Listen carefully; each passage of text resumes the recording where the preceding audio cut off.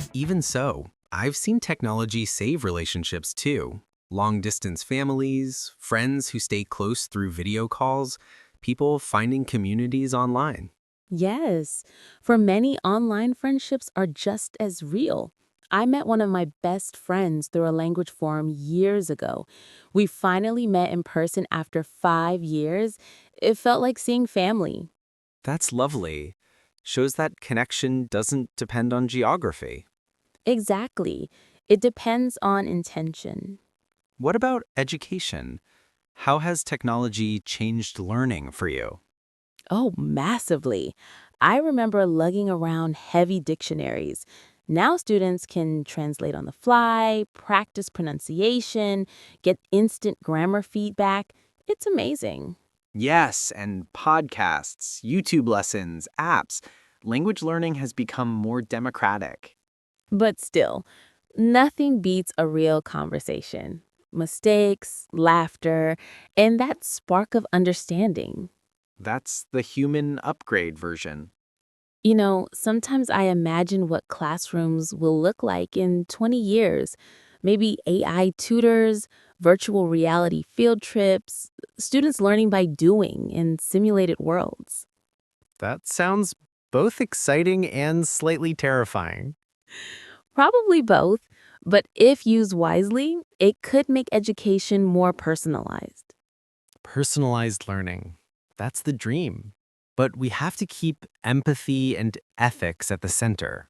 Exactly, because teaching isn't just information, it's care. Let's step back for a second. What's one piece of tech you truly couldn't live without?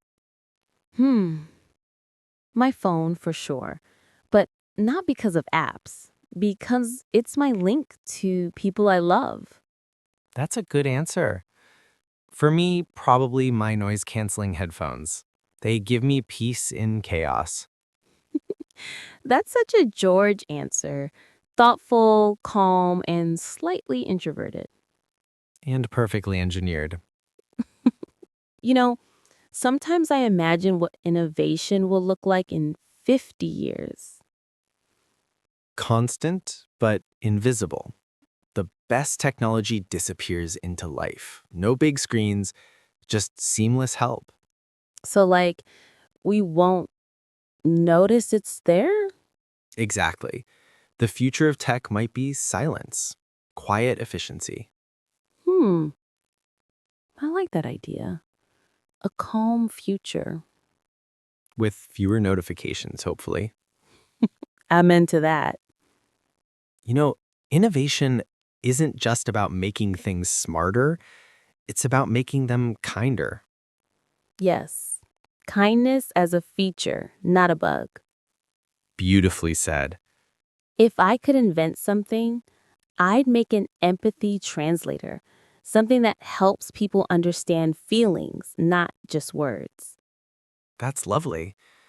I'd invent something boring but practical, a coffee mug that keeps your drink perfectly warm forever. Practical genius. Hey, emotional intelligence is your field, caffeine management is mine. But both improve human happiness. True. Different approaches, same mission. You know what's underrated? Gratitude for tech we already have. We chase the next thing, but forget how incredible it is that we can talk to anyone, learn anything, record every thought. Yes, gratitude is the real software update. It makes everything run smoother. I love that. Gratitude 2.0. Coming soon to all operating systems. It's funny. We talk so much about innovation, but maybe the biggest innovation is still compassion. Absolutely. Machines evolve fast, humans evolve through empathy. That's our unique code. That's such a comforting thought because no matter how advanced tech becomes, it can't replace heart. Exactly. It can enhance, but never replace. So maybe the future isn't human versus machine, it's human with machine.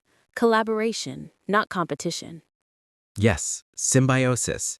Imagine what we can do when creativity meets computation. But we also need balance because without mindfulness, we'll lose the human touch. Right. Balance between speed and stillness, data and daydreams. Data and daydreams. I love that. Feel free to use that in your next poem. I just might. You know, Anastasia, every time we talk about topics like this, I realize that technology doesn't just change gadgets, it changes language too. That's true. We've added so many new words scrolling, streaming, uploading, hashtagging. It's like English keeps updating itself. A living language, version infinity.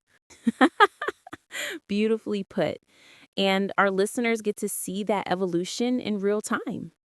Speaking of our listeners, what about you out there? What's one piece of tech that's changed your life for the better? Tell us in the comments. We'd love to read your stories. Maybe your first computer, your favorite app, or a tool that helped you learn. And if you've enjoyed this chat, don't forget to subscribe, like, and share. It really helps our cozy studio grow. And keeps our coffee mugs full. That's important too. Very important. Before we close, let's go over some useful phrases from today. Turning code into connection, use it wisely, set boundaries, create balance, open doors, tool, not a crutch, translate on the fly, test the waters, rely on, lose the human touch. A solid set of real-life expressions, perfect for conversations about technology, learning, and modern life. So, that's our episode on technology and innovation. Not just how it changes the world, but how it changes us. And how we can guide it with a bit of wisdom and humor. And tea. Always tea. Always do. Thanks for spending time with us. Keep learning, keep smiling. Wherever you are, have a wonderful day. I use AI mostly for research, summarizing things, generating ideas, but I make sure to cross-check. It's a tool, not a truth. Yes, that's so important. AI can sound confident even when it's completely wrong. Like a student who didn't read the book but talks with great passion. Exactly. Confident nonsense. That could be another t-shirt idea. Confident nonsense, powered by AI. I'd buy it.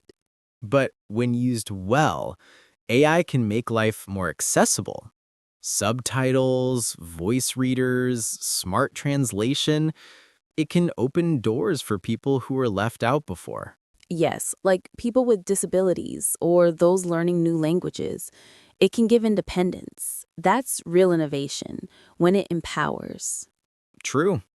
Innovation should lift, not replace. You know what's fascinating? How quickly we adapt to new inventions. 10 years ago, voice assistants felt strange. Now we talk to them like roommates. I still say thank you to mine just in case it gains self-awareness one day. Good manners never hurt. Maybe when robots take over, they'll remember you were polite. Exactly. Future-proof courtesy. I think that's something unique about humans. We humanize technology. We name our Roombas, talk to our cars, apologize to printers. True. I once patted my laptop after it survived a long export. I said, "Good job, buddy." That's adorable.